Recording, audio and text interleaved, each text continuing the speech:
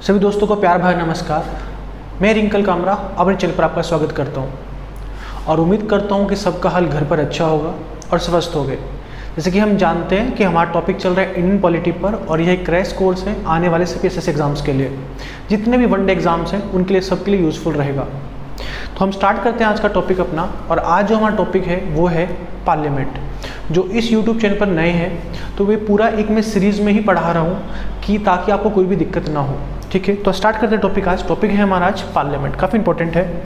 जैसे कि हमने बात की थी कि यहाँ पर सेपरेशन ऑफ पावर है, पावर को डिवाइड किया गया है। भाई एक लॉ बनाता है, एग्जीक्यूट करेगा और एक न्याय करेगा।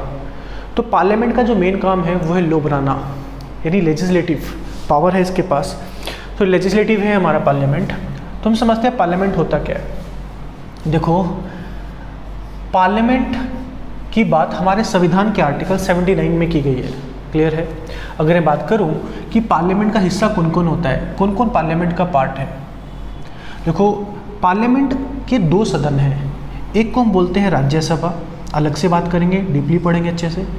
एक होता है लोकसभा और तीसरा पार्ट कौन है, प्रेसिडेंट। हम अच्छे समझेंगे कि जो पार्लियामेंट का मेन काम है वो लॉ बनाना है। और जब दो ये हाउस लॉ बना देते हैं तो फाइनल एसेंट जो लास्ट में सहमति चाहिए होती है वो कौन देता है, प्रेसिडेंट ही देता है। राज्यसभा की आर्टिकल 80 में बात की गई है, लोकसभा 81 में बात की गई है और प्रेसिडेंट की बात आर्टिकल 52 में की गई है। ये टॉपिक मैं आपको अच्छे से पढ़ा चुका हूँ। ठीक है, डिस्क्रिप्शन बॉक्स में आपका इसको लिंक मिल जाएगा। अब आगे चलते हैं हम। तो कई बार क्वेश्चन आया था पिछले साल ही 2019 का ही क्वेश्चन है कि हमारा पार्लियामेंट कैसा है। अगर पार्लियामेंट के दो सदन हैं तो हम बोल सकते हैं कि हमारा पार्लियामेंट बाइकैमरल है। कैसा है, बाइकैमरल। यानी हमारा पार्लियामेंट कैसा लेजिस्लेचर है, कैसा विधानमंडल है, तो बोलेंगे द्विसदनीय है। कैसा है, द्विसदनीय विधायिका है, द्विसदनीय। नेक्स्ट, एक क्वेश्चन कौन बने करोड़पति में भी आया था और हिस्ट्री में भी आ चुका है कि जो पार्लियामेंट हाउस है, किसकी बात कर रहे हैं हम, पार्लियामेंट हाउस यानी संसद भवन। पार्लियामेंट हाउस किसने डिज़ाइन किया, ठीक है, किसने डिज़ाइन किया। तो डिज़ाइन दो व्यक्ति ने किया है। नाम है एक का हर्बर्ट बेकर। चलिए, जो दूसरा है वो आप मुझे कमेंट बॉक्स में बताएं। क्लियर है।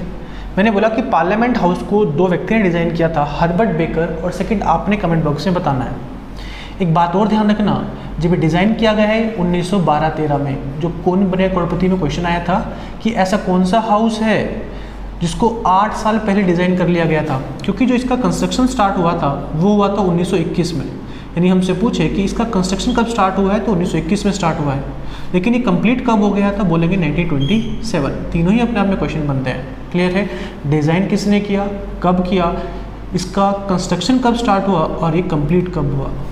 अब आगे चलते हैं। पार्लियामेंट का जो मेन काम है वो है लॉ बनाना, है ना। लॉ कैसे बनता है कि पार्लियामेंट में एक बिल आता है और जब वो बिल पास हो जाता है तो वो क्या बन जाता है, लॉ या एक्ट बन जाता है।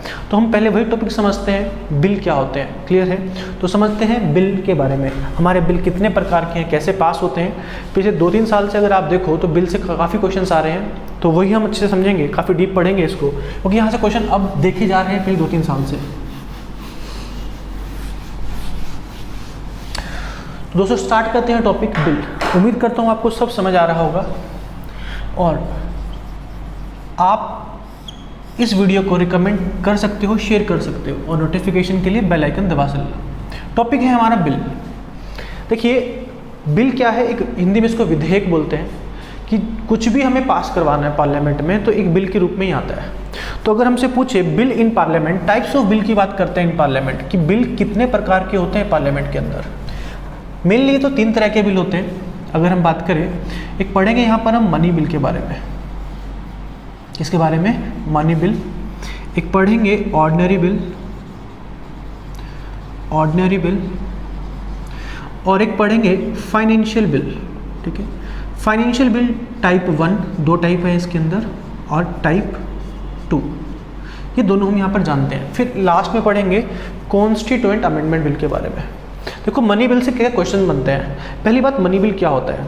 अगर पार्लियामेंट से अप्रूवल चाहिए कि सीएफआई से पैसा निकालना है, सीएफआई की कस्टडी के बारे में बात करनी है, टैक्स को कम करना है, टैक्स को बढ़ाना है, ये सभी चीज़ें जो पार्लियामेंट में आएंगी वो किस रूप में आएंगी? मनी बिल के रूप में आएंगे। मनी बिल की बात हमारे संविधान के आर्टिकल 110 में की गई है। अभी इससे क्वेश्चन क्या क्या बन सकता है वो समझते हैं। व्हाट इज़ मनी बिल, ये हमारे इंपॉर्टेंट नहीं है, यूपीएससी के लिए इंपॉर्टेंट बन जाता है। अब इतना समझो कि सीएफआई भारत की संचित निधि, भारत की आकस्मिकता निधि से कोई भी पैसा निकलवाना है या टैक्स चेंज करवा, टैक्स के बढ़ाना है घटाना है, वो जो इंट्रोड्यूस होगा वो कैसे इंट्रोड्यूस होगा? As a money bill. पहली बात, मनी बिल डिसाइड कौन करता है कि ये मनी बिल है या नहीं, ये भी एग्जाम में क्वेश्चन आ जाता है। तो डिसाइड करता है लोकसभा का स्पीकर, लोकसभा स्पीकर। क्लियर है? एक क्वेश्चन यहाँ से आया है 2-3 बारी।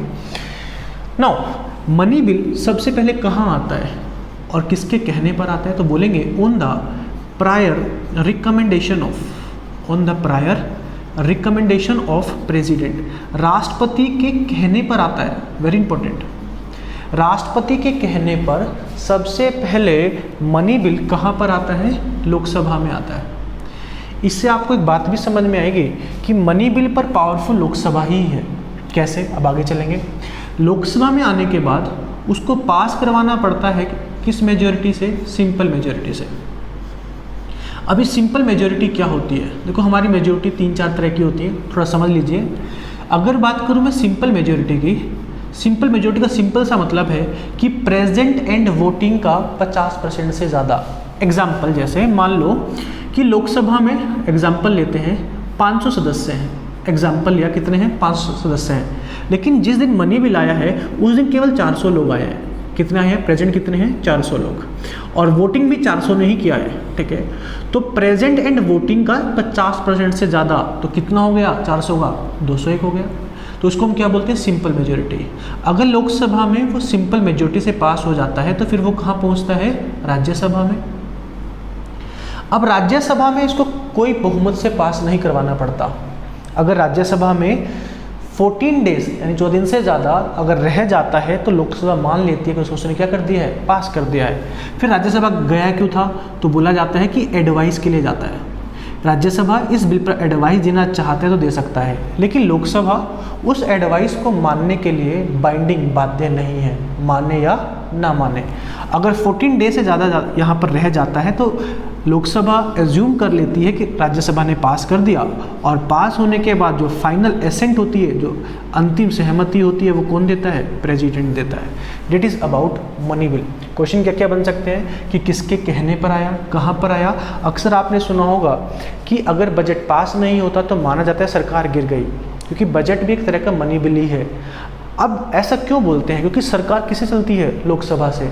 अगर बजट लोकसभा में ही पास नहीं हो पाया, अगर बजट लोकसभा में पास नहीं हो पाया, इससे एक बात समझ आती है कि सरकार के पास बहुमत नहीं है, और तो सरकार क्या हो जाती है? गिर जाती है। नाउ हम जानते हैं ऑर्डिनरी बिल के बारे में। ऑर्डिनरी बिल क्या होता है? जो बिल ना तो मनी बिल है और ना फाइनेंशियल बिल है, उसी बिल को हम बोलते हैं ऑर्डिनरी बिल, ना ही वो कॉन्स्टिट्यूएंट अमेंडमेंट बिल है। इसकी बात आर्टिकल 107 में की गई है। अब ये क्या होता है और इससे क्या क्या अलग है? देखो, ऑर्डिनरी बिल को कोई प्रायर रिकमेंडेशन नहीं चाहिए। ठीक है, अब ये दोनों किसी भी हाउस में इंट्रोड्यूस हो सकते हैं। क्वेश्चन नंबर 1 बिल्कुल ठीक बोला कि ये किसी भी हाउस में आ सकता है, either in Lok Sabha either in Rajya Sabha. मैंने माना कि वो लोकसभा में आया, लोकसभा में आने के बाद उसको एक बहुमत से पास करवाना पड़ेगा, और वो बहुमत कौन सा है? Simple majority. अभी मैं आपको अच्छे समझा चुका हूँ कि सिंपल मेजॉरिटी क्या होती है। जब ये सिंपल मेजॉरिटी से पास हो जाएगा तो ये कहाँ पहुँच जाएगा? राज्यसभा। अब राज्यसभा में भी इसको एक बहुमत से पास करवाना पड़ेगा, और उस बहुमत को हम बोलते हैं सिंपल मेजॉरिटी। अगर सिंपल मेजॉरिटी से यहाँ पर पास हो गया तो फाइनल एसेंट कौन देगा? प्रेसिडेंट। क्लियर है? तो इसको हम क्या बोलते हैं? Ordinary bill. एक आपको मैंने इससे पहले क्लास में पढ़ाया था विटो पावर, प्रेसिडेंट की पावर से पढ़ाया था विटो पावर। देखो, मनी बिल पर अगर हम देखें तो राष्ट्रपति पावर का यूज़ नहीं कर पाता, ना सस्पेंसिव विटो यूज़ कर सकता है वो, ना पॉकेट विटो। लेकिन इस बिल पर राष्ट्रपति के पास एक पावर है, और इस पावर को हम बोलते हैं कि इस पावर को हम बोलते हैं पॉकेट विटो। केवल इसी बिल पर पॉकेट वीटो यूज कर सकता है कौन? हमारा राष्ट्रपति। यानी अगर राष्ट्रपति लास्ट में बिल को पास नहीं कर रहा तो वो ना पास कर रहा है और ना वो रिजेक्ट कर रहा है, तो ऐसी पावर वो यूज कर सकता है, उसी को हम क्या बोलते हैं? Pocket veto. एक बार इस पावर का यूज भी किया था ज्ञानी जेल सिंह ने at the time of Rajiv Gandhi government. अब एक बात और सुन लो, अगर बिल पर ब्रेक लग जाता है, मान लो लोकसभा ने तो पास कर दिया और राज्यसभा उसे पास नहीं कर रहा है, तो ऑर्डिनरी बिल पर एक पॉसिबिलिटी होती है कि इस पर क्या हो सकता है? जॉइंट सेशन हो सकता है। वेरी इंपॉर्टेंट, संयुक्त अधिवेशन हो सकता है ओनली ऑन ऑर्डिनरी बिल। ठीक है, ऑर्डिनरी बिल पर जॉइंट सेशन हो सकता है। जब जॉइंट सेशन होता है अंडर आर्टिकल 108 में ऐसी बात की गई है, तो दोनों हाउसेस को साथ बिठा देते हैं, लोकसभा को और राज्यसभा को। अगर मैं बात करूं कि जॉइंट सेशन पर पावरफुल कौन है? लोकसभा, क्योंकि लोकसभा के 543 मेंबर हैं और इसके 245 है। अगर दोनों को साथ बैठाएंगे तो पावरफुल कौन रहेगा? लोकसभा रहेगा। यानी आपसे पूछे कि जॉइंट सेशन पर पावरफुल कौन है, तो बोलेंगे लोकसभा है। अब एक क्वेश्चन बनता है कि जॉइंट सेशन को बुलाता कौन है? ठीक है, हम यहाँ पर बात केवल वनडे एग्जाम से कर रहे हैं, तो याद रखना कि जॉइंट सेशन को कॉल कौन करता है, तो बोलेंगे प्रेसिडेंट करता है। ठीक है, और इसकी अध्यक्षता कौन करेगा? इसे प्रिसाइड कौन करेगा? ठीक है, क्योंकि दोनों हाउसेस साथ बैठे हैं, दोनों में हेड होंगे, लेकिन लोकसभा का स्पीकर ही इसे प्रिसाइड करता है। अध्यक्षता कौन करता है? लोकसभा का स्पीकर। 2-3 बार क्वेश्चन पूछता है कि जॉइंट सेशन को बुलाता कौन है या जॉइंट सेशन को प्रिसाइड कौन करता है, तो दोनों आंसर आपके ये रहेंगे। और याद रखना जॉइंट सेशन ऑर्डिनरी बिल पर ही होता है, ना कि मनी बिल पर, क्योंकि मनी बिल पर तो नीड ही नहीं है, क्योंकि राज्यसभा को बिठाना वहाँ पर जरूरी ही नहीं है। क्लियर है? एक है financial bill type 1 and type 2, थोड़ा चीज़ों को समझ लीजिए। देखो फाइनेंशियल बिल टाइप 1 की बात करूं मैं, ये किसके कहने पर आता है? यस, प्रायर रिकमेंडेशन पर ही आता है। किस पर आता है? Prior recommendation.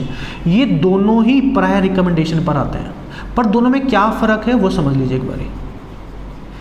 दोनों ही प्रायर रिकमेंडेशन पर आते हैं। इसकी बात टाइप 1 की बात की गई है आर्टिकल 117 में, और इसकी बात की गई है 117 में ही बात की गई है। इसकी क्लोज 3 में बात की गई है, इसकी क्लोज 1 में। हमसे इतना पूछने वाला नहीं है। इसके अगर आपको अच्छे से नोट चाहिए तो आप PDF ले लेना, मेरे टेलीग्राम चैनल से आपको मिल जाएगी। बस समझ लीजिए एक बार दोनों में क्या फ़र्क है टाइप 1 और टाइप 2 में। प्रायर रिकमेंडेशन चाहिए? बिल्कुल चाहिए, राष्ट्रपति प्रायर रिकमेंडेशन देगा।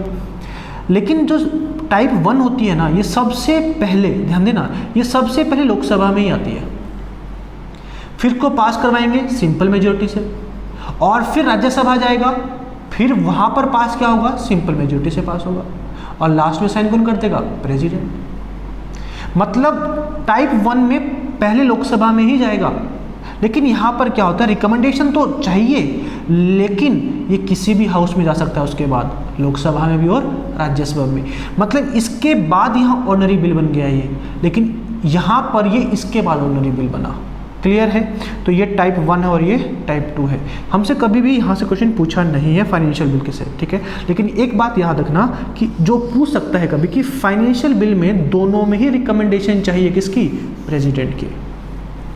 तो ये टाइप 1 है और ये टाइप 2 है। अब हम आगे चलते हैं। एक लास्ट बिल बचा जो काफ़ी इंपॉर्टेंट है एग्जाम पॉइंट ऑफ व्यू से। The bill is called constituent amendment bill. उसकी हम बात करते हैं।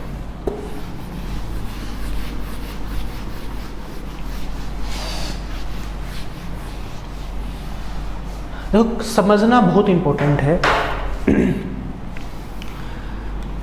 एक है हमारा कॉन्स्टिट्यूएंट, वेरी इंपॉर्टेंट। पिछले साल यहाँ से 2-3 क्वेश्चन बने थे, SSC में, UPSC में, हर एक में क्वेश्चन आ रहा है यहाँ से। कॉन्स्टिट्यूएंट अमेंडमेंट बिल नाम से ही समझ में आ रहा है, जो कि संविधान में क्या करेगा? संशोधन करेगा। क्लियर है? पहली बात, अगर मैं इसका इंट्रोडक्शन की बात करूँ, कैसे इंट्रोड्यूस होता है, ठीक है, और कौन इंट्रोड्यूस करता है। हमसे बोलो इंट्रोड्यूस कौन करता है? किसी भी हाउस में हो सकता है, either in Lok Sabha either in Rajya Sabha. Number 1 Lok Sabha और राज्यसभा। इसको लेकर कौन आ सकता है? क्या ये प्राइवेट मेंबर बिल हो सकता है? यस, ये प्राइवेट मेंबर बिल हो सकता है। प्राइवेट मेंबर बिल का मतलब होता है कि मिनिस्टर के अलावा जो कोई बिल लेकर आता है उसी को बोलते हैं प्राइवेट मेंबर बिल। हाँ, उस संविधान में अमेंड करना है तो प्राइवेट मेंबर बिल वो हो सकता है। तीसरा, अगर हम बात करें, हम मिनिस्टर भी इसको ला सकते हैं, ठीक है, तो ये हमको समझ आता है। अब कुछ बातें हमको क्लियरली करनी है कि फ़र्क क्या है ऑर्डिनरी बिल से। ऑर्डिनरी बिल भी लोकसभा राज्यसभा में आता है ना, इनसे क्या फ़र्क है वो समझते हैं। देखो इसकी भी टाइप है, टाइप 1, टाइप 2, टाइप 3। जैसे समझते हो कि इसको एक कई जगह पे सिंपल मेजोरिटी चाहिए होती है, कहीं पर मॉडरेट चाहिए, कहीं पर बहुत रिजिडिटी ज़्यादा हो जाती है, तो वो समझते हैं एक बारी। मान लेते हैं और इसको कोई प्रायर रिकमेंडेशन नहीं चाहिए, नो प्रायर रिकमेंडेशन, क्लियर है, इसको कोई भी प्रायर रिकमेंडेशन की जरूरत नहीं है। नेक्स्ट, मान लेता हूं कि इसको लोकसभा में आया, अब लोकसभा में इसको पास करवाना पड़ेगा किससे? स्पेशल मेजोरिटी से। अब ये स्पेशल मेजोरिटी क्या होती है वो समझ लीजिए। जो बात मैं स्पेशल मेजोरिटी कर रहा हूँ वो आर्टिकल 368, क्योंकि हर आर्टिकल में स्पेशल मेजोरिटी की डेफिनेशन अलग है, मैं बात कर रहा हूँ 368 की। सुनो ध्यान से, स्पेशल मेजोरिटी होता है 2/3, ठीक है, 2/3 of present and voting, present and voting. जैसे अभी बताया था मैंने कि लोकसभा में 500 सदस्य हैं और 400 हो गए कितना? प्रेजेंट एंड वोटिंग कितने थे? 400, तो 2/3 से ज़्यादा हो जाता है तो, और साथ में वो एब्सोल्यूट भी होना चाहिए, एब्सोल्यूट मेजोरिटी भी होनी चाहिए। ये दोनों कंडीशन जब पूरी हो जाएंगी, 2/3 इन प्रेजेंट ऑफ वोटिंग और एब्सोल्यूट मेजोरिटी। एब्सोल्यूट मेजोरिटी का मतलब होता है कि इसका 50% से ज़्यादा, यानी कितना? 251 तो होना ही चाहिए, और जितने आए हैं उसका 2/3 होना चाहिए कम से कम। इसी को बोलते हैं हम स्पेशल मेजोरिटी। अगर वो लोकसभा में स्पेशल मेजोरिटी से पास हो जाता है तो वो कहाँ जाता है बोलो? तो वो जाएगा राज्यसभा। तो कहाँ गया वो? राज्यसभा। अब राज्यसभा किससे कराएंगे? स्पेशल से। और लास्ट में साइन कौन कर देगा? प्रेसिडेंट। अब एक बात ध्यान रखना, यहाँ पर भी प्रेसिडेंट कोई विटो पावर यूज नहीं करेगा, ना तो वो पुनर्विचार के लिए भेज सकता है, ना वो पॉकेट विटो, ना सस्पेंसिव विटो, और एब्सोल्यूट विटो तो वो यूज कर ही नहीं सकता है। इस वजह से कॉन्स्टिट्यूशन अमेंडमेंट बिल पर प्रेसिडेंट के पास कोई भी पावर नहीं है। कहने का मतलब है ना तो लास्ट में पावर है और ना उसकी इनिशियल रिकमेंडेशन चाहिए। यही इसका क्रिटिसिज्म है। तो ये बात करी हमने कॉन्स्टिट्यूशन अमेंडमेंट बिल की। लेकिन ये जो चीज़ है स्पेशल मेजोरिटी जो जरूरत है, ये कहाँ पर जरूरत है? अगर हमको अमेंड क्या करना है? मौलिक अधिकार को अमेंड करना है। लेकिन कई प्रोविज़न ऐसे हैं जहाँ पर और भी रिजिडिटी देखने को मिलती है संविधान को चेंज करने में। एग्जाम्पल, जैसे अगर मान लो हमें प्रेसिडेंट के टॉपिक में कुछ चेंज करना है संविधान में, उपराष्ट्रपति में चेंज करना है, संविधान के शेड्यूल 4 में चेंज करना है ना, राज्यसभा की सीट की बात करता है, शेड्यूल 7 है ना, फेडरेशन के फेडरल सिस्टम की बात करता है, यूनियन लिस्ट है, स्टेट लिस्ट है, कंकरेंट लिस्ट है, सुप्रीम कोर्ट में कुछ चेंज करना है। तो ये कुछ ऐसे टॉपिक हैं, ऐसी चीज़ें हैं जहाँ पर अमेंडमेंट करने के लिए संविधान और भी ज़्यादा कठोर हो जाता है। कहने का मतलब है उसको ये तो सब चाहिए ही चाहिए, यहाँ तो पास करवाना ही पड़ेगा, लेकिन साथ में 50% से ज़्यादा विधानसभा में भी पास करवाना पड़ेगा। विधानसभा अगर मैं बात करूं, फिलहाल 31 है हमारे देश में, ठीक है, 31 विधानसभा है, यानी 50, यानी केंद्र शासित प्रदेश की विधानसभा में पास करवाना पड़ेगा। 28 राज्यों की हैं और 3 केंद्र शासित प्रदेश की हैं। जम्मू कश्मीर की भी अपनी विधानसभा होगी, ऐसा प्रोविजन इस बिल में आया था। तो 31 विधानसभा में कम से कम 16 विधानसभा में पास करवाना पड़ेगा, और उसको कैसी मेजोरिटी से पास करवाना पड़ेगा? सिंपल मेजोरिटी से। किससे पास करवाना पड़ेगा? सिंपल। यहाँ पर सिंपल चाहिए और यहाँ क्या चाहिए? स्पेशल चाहिए। क्लियर है? अगर हमसे कोई पूछे अभी तक हमारे संविधान में संशोधन हो चुके हैं, वो कितने हो चुके हैं? 104। ये मैं आपको पहली क्लास में बता चुका हूँ, अमेंडमेंट कैसे कौन कौन से हुए हैं, इसका अभी मैंने एक्सप्लेन किया इस बिल को, लेकिन इसकी बात मैं पहले कर चुका हूँ। 104वां अमेंडमेंट आपको ध्यान हो, 103वां तो रिजर्वेशन की बात कर रहा था, और 104 जो अमेंडमेंट किया गया था कि लोकसभा की सीट, लोकसभा में और जो सीटों को एक्सटेंशन किया गया है एससी और एसटी के लिए, है ना, अगले 10 साल तक एससी का रिजर्वेशन रहेगा हमारी लोकसभा में। 104 अमेंडमेंट अभी तक संविधान में हो चुके हैं। 103 रिजर्वेशन की बात करता है, 102 कमीशन की बात करता है फॉर ओबीसी, 101 जीएसटी की बात करता है। ये सब बातें मैं आपको पहले बता चुका हूँ। तो ये टॉपिक था हमारा कॉन्स्टिट्यूशन अमेंडमेंट बिल और टॉपिक बिल और पार्लियामेंट पर। क्लियर है? उम्मीद करता हूँ सबको समझ आया होगा। ये वीडियो कैसी लगी आप कमेंट बॉक्स में जरूर बताएं, और इस चैनल को आप सब्सक्राइब कर लेना। अगर आपको वीडियो लगता है यूज़फुल है, दूसरों के लिए भी रहेगी, तो आप इस वीडियो को शेयर भी कर सकते हो। Thank you.